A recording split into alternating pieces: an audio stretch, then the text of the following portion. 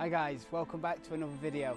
So today we're in the Peak District in the Upper Derwent Valley, more specifically Ladybower Reservoir.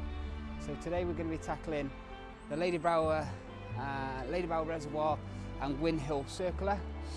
In total it's just under 13 miles and the total elevation gain I believe today is 462 meters, so it's not a big climb, but there are some very sort of steep parts in it.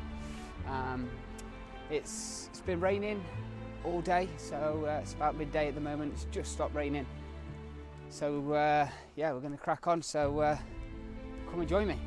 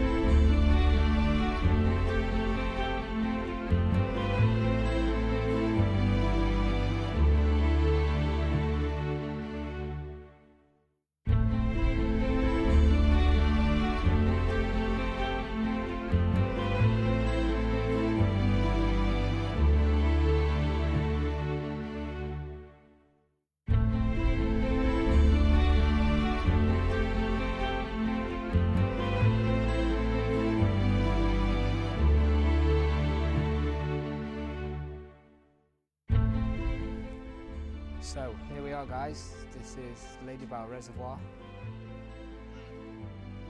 Some low-lying fog today, but these are the famous plug holes. So Ladybower Reservoir is one of 3 reservoirs in the Upper Derwent Valley. So we have the Howden Reservoir, Derwent Reservoir, and then finally Ladybower Reservoir. The River Ashup and River Derwent flow into the reservoir from the west and the south, and then basically these plug holes are designed to drain away and regulate the water levels in the reservoir by letting out water when obviously the reservoir becomes full after prolonged raining and wet spells. Basically, once the water does overflow, carried away through these tunnels, it goes through the dam and then to the River Derwent downstream.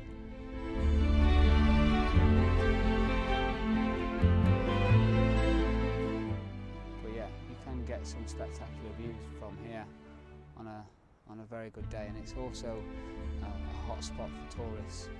And up there, just behind that fog, is Bamford Edge, and that's one of the most picturesque places for photos in the Peak District, looking down the other way, so you get the backdrop of Ladybower Reservoir in the photo.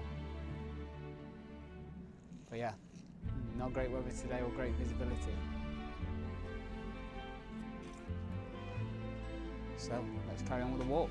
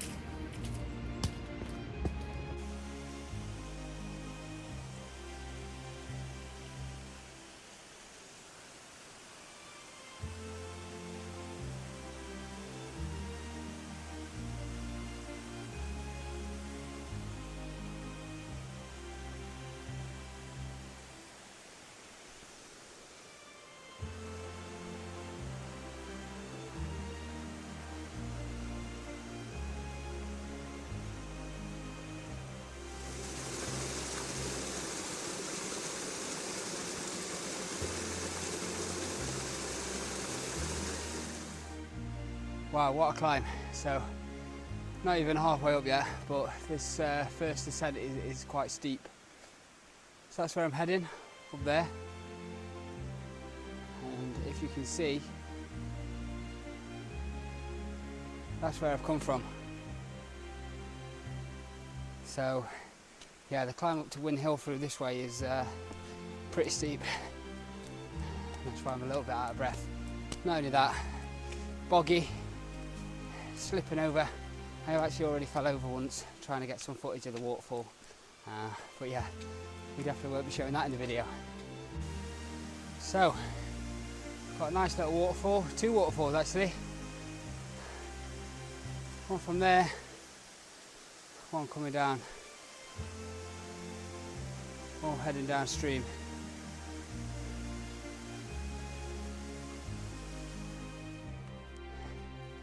That is tough.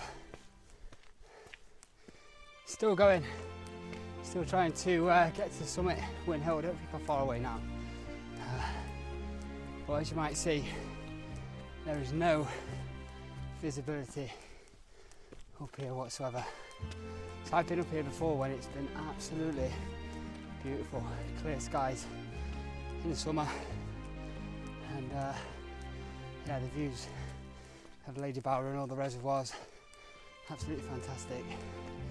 So we're gonna get to the top and have a well-deserved drink, I think.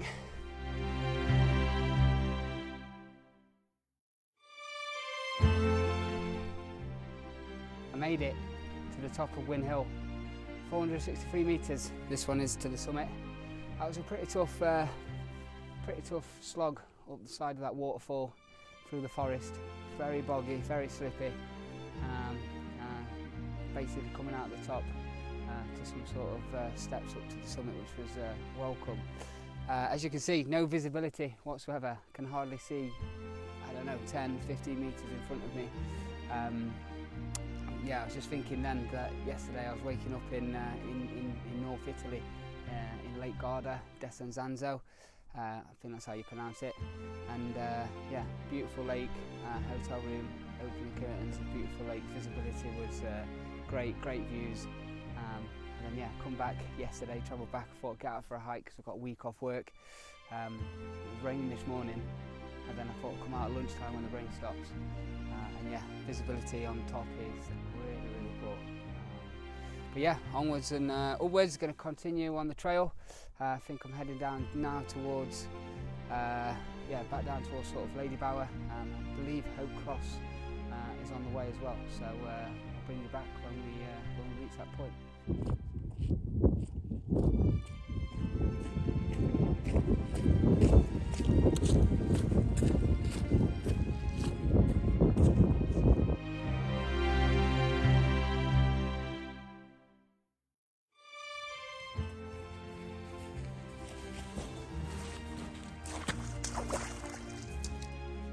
So one of the main reasons I came out today was to test out a couple of new bits of kit that I've got. My new watch, I've got a Garmin, so I've replaced my Apple Watch with a Garmin Fenix 7 Sapphire Solar. So one of the main reasons was next year me and Mark are going to do the Tour de Mont Blanc, which is a multi-day hike, and the battery on the Apple Watch just doesn't really cut it. And next year when we go to the Tour de Mont Blanc, we're staying in refuges, so I think they could be limited power, and whilst we'll take power banks and stuff like that, needed something that was a little bit more sturdy, a little bit more equipped for doing multi-day hiking. And one of the benefits is that you get a considerable amount of battery life. So I think when I charged it up, it said sort of 35 days battery. I was just having a little laugh to myself because one of the reasons obviously I got it as well was to be able to put the GPS on it and follow the map. And obviously I've been doing quite a lot of filming on the way up here, and I'm always, generally when we do hiking, I'm normally the navigator, so normally follow my phone, but use my phone obviously to film. And yeah, one of the benefits to the Garmin is that obviously it's got long battery, and also you can put the GPS on it, put the route on it, and obviously it's gonna hold battery for longer. Whereas if you do that with the Apple, you know, the battery drains quite quickly. So I was having a little giggle to myself because I've literally, at the start of the video, I said obviously yeah, it's nearly 13 miles this route, and I thought it's a route that I've done before. And it turns out I've just looked at the watch. I'm not sure whether you can,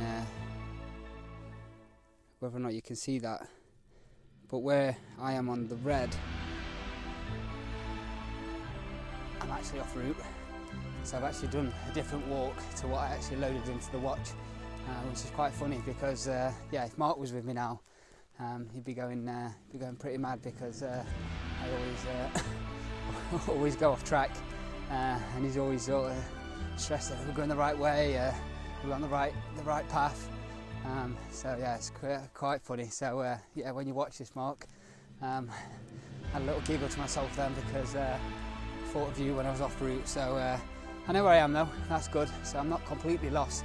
I just haven't done the route that I was supposed to do and follow the actual watch. So in terms of testing my kit, yeah, haven't really been following it, but I'm nearly back on track, so I'm catching up with the route.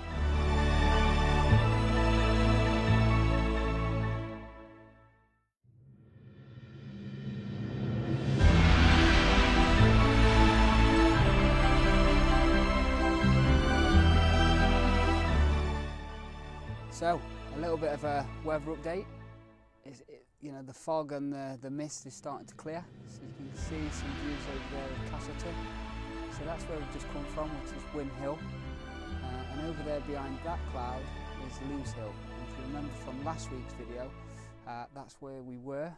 And beyond that, you've got basically the Great Ridge, which leads across to Mantor. And over there, we've got the Valley of Edale. So there's actually a tale in terms of how Win Hill and Lewes Hill got their names. And basically that, I'm not sure how much truth there is in that, in terms of how they got their names, but basically there was a 7th century battle between the forces of Edwin of Northumbria and Cyngils of Wessex.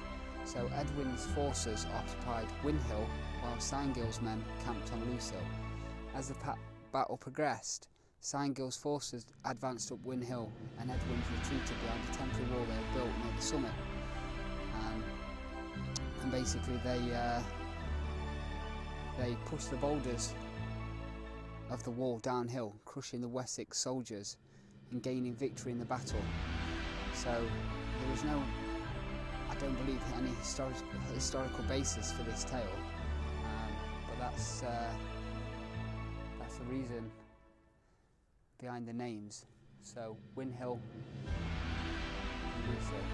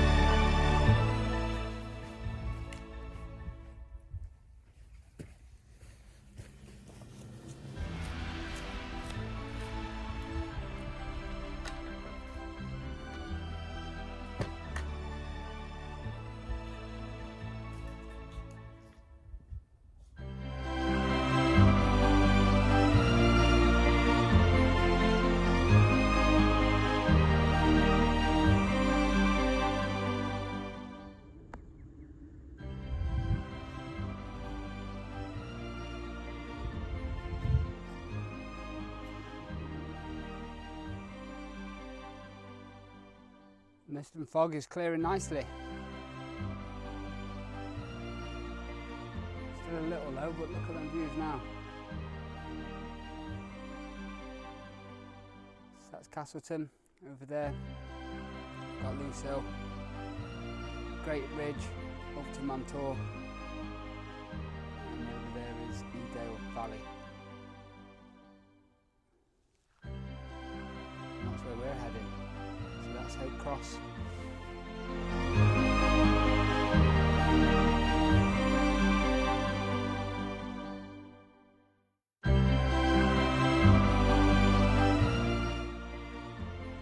Here we are. This is Hope Cross, medieval landmark. So if we go a little bit closer, you'll see inscribed on each of the sides is a place. So this side we've got Glossop, this side Edale, this side Hope, and this side we have Sheffield. If we look closely below, there's a date inscribed on that, 1737. So this cross stands around 8 feet tall.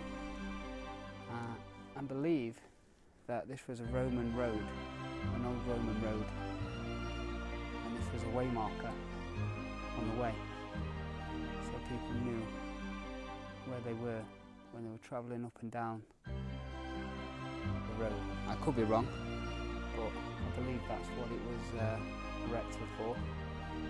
But yeah, pretty impressive landmark.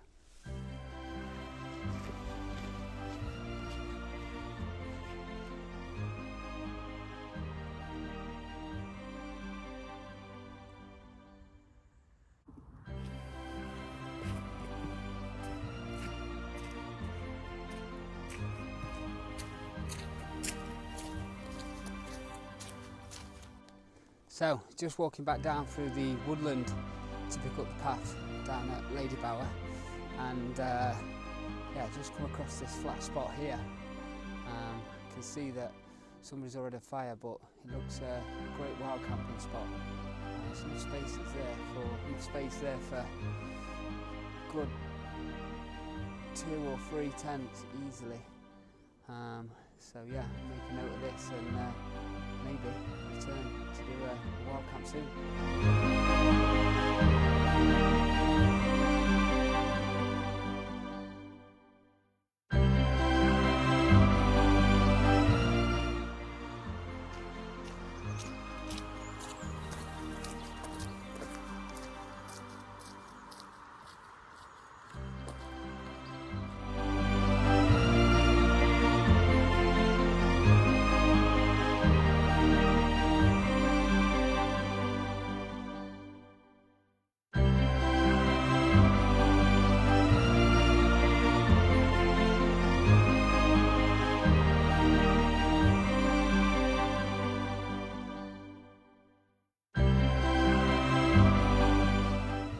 So, just stopped for a spot of lunch now, just on the edge of Ladybower Reservoir, and this is a spot where me and Mark wild camped last summer. Yeah, we were looking for a spot around the reservoir for a bit of time. It's probably around 4 or 5k from the car, but pretty flat path to get here. But yeah, look at the views, pretty incredible. So I bought my stool. I knew it was going to be wet today, so managed to get that in my new bag, which I'll talk about a little bit later. But for now, gonna enjoy my sandwiches that my wife's done for me. Ham, cheese and salad cream, I think, and cheese and French fries.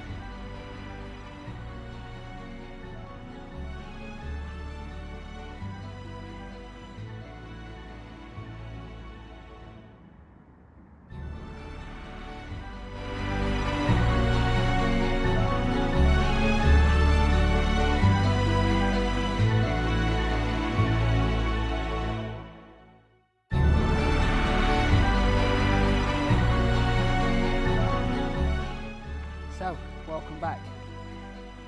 Just had a nice spot of lunch next to Ladybower Reservoir. Reminiscing about our night while camping. It's a great night. I'll definitely have to get back down here because there's a few spots that I've seen today. But yeah, on the final couple of kilometres now, getting back to the car. But yeah, one of the other new bits of kit that I've got is my backpack. So we'll add a couple of photos into the video today. And yeah, it's an Atom Pack, which is made in Keswick, so it's an English company. And basically, all the backpacks are custom made. So it's a very small company, so there's quite a big waiting list. So the backpack itself, you can custom make it in terms of have your own colours, design it how you want, different sort of size. So I went with the Mo 50, so 50 litre backpack. The main component part holds 40 litres with two 5 litre pockets. And the reason I got this pack was basically, again, thinking about Tour de Mont Blanc and you know, the sort of pack size I'm going to need for that kind of hike. But yeah, one of the great benefits to this pack is that they basically custom make them for you, so you can pick whatever colours that you like, design the backpack how you want. I went for one of the more bespoke backpacks, and you know, there's still a wait time. I think they make them in batches of 20 and then release them on sale, so it's very difficult to basically get one of these backpacks, and you know, you've got to be ready when they go on sale. So you know, the team at Atom Pack have been fantastic. Sent them quite a few emails, you know, been in email exchange with them about when they'll be available.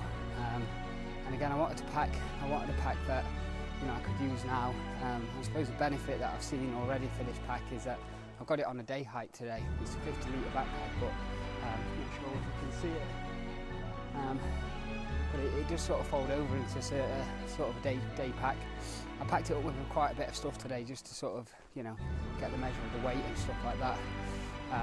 So 7 kilogram I had in the backpack this morning when I set off with all the fluids. I think when I do the Tour de Mont Blanc, it'll be much heavier than that. You know, I do like my niceties for those that know me. So yeah, I end up overpacking everything.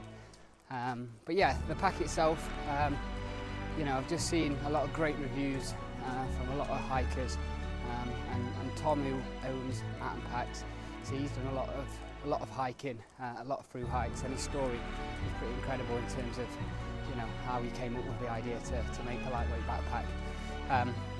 You know, I've had a couple of backpacks now for, you know, the bigger range for sort of wild camping, and yeah, the last one I had, I think it was a OEX 65 litre, I think, so it's much bigger than this one. But I went wild camping on my own recently at Kinder Scout, and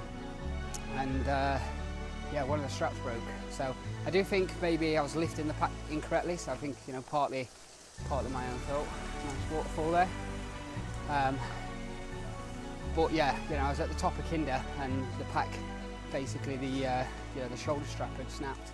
And anybody that knows me, that when I get in a crisis, anything to do with anything like that, you know, I don't know what I'm doing. So normally my brother comes to the rescue, and he wasn't there that time, so I had to literally tie a knot, and I did make it all the way back down. But yeah, you know, these packs, you know, good durability, and you know, multi-use as well. So I'm glad I went with a bigger pack, because I think I'll get the best use out of it rather than just for the wild camping and the multi-day hikes. Also, really like these shoulder straps that you can see on there, one on each side. So I've got snacking there. I've got a blackjack this side. I've got my other phone. You know, the pockets, you know, very big, strong. It just seems an all-round sturdy backpack. Yeah, they are quite expensive. but I think sometimes, you know, if you want it to do the job that you want it to do, then you've got to invest a little bit more money to get the right kit. So yeah, going to be testing this out for the next few months before we go on the Tour de Mont Blanc, but I love it already. Also came with a very sort of personalised Atom Pack sort of card, you know, from their team, which was nice. So yeah, if you're thinking about investing in a pack, whether it's a day pack, whether it's more, you know, a bigger pack for, you know, multi-day hikes or wild camping, definitely recommend Atom Pack.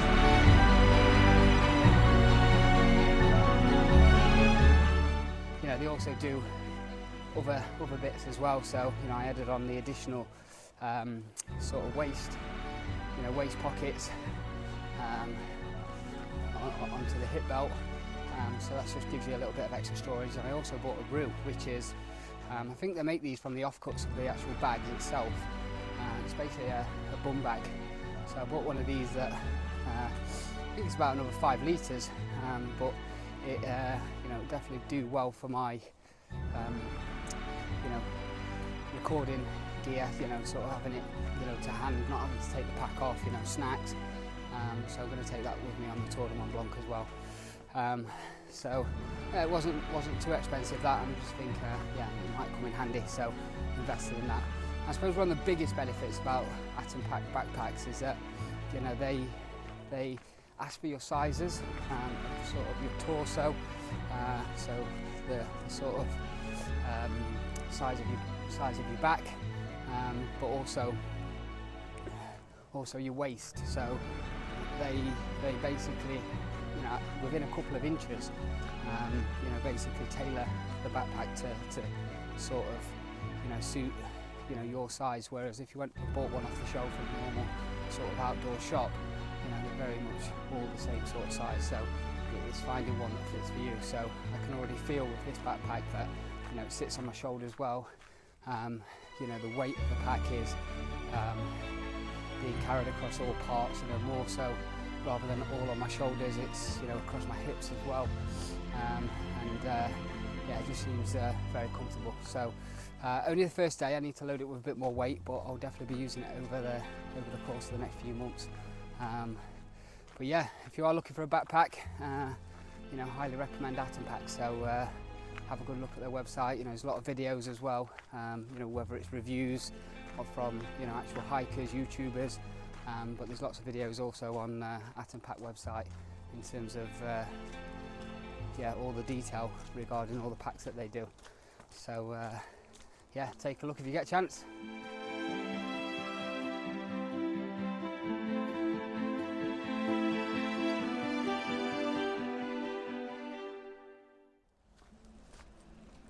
Just made it back to Ladybower, just close to the car park now, probably about half a kilometre.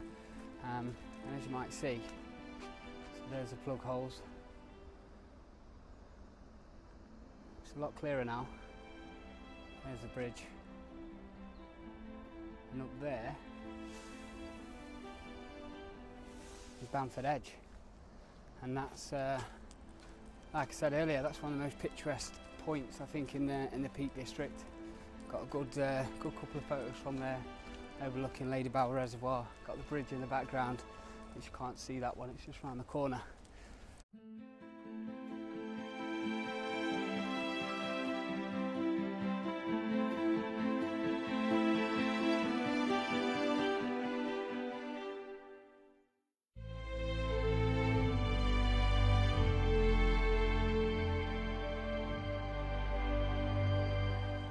But yeah, approaching the end of the hike now, about half a kilometre to go to the car, so I just want to say thank you all for watching.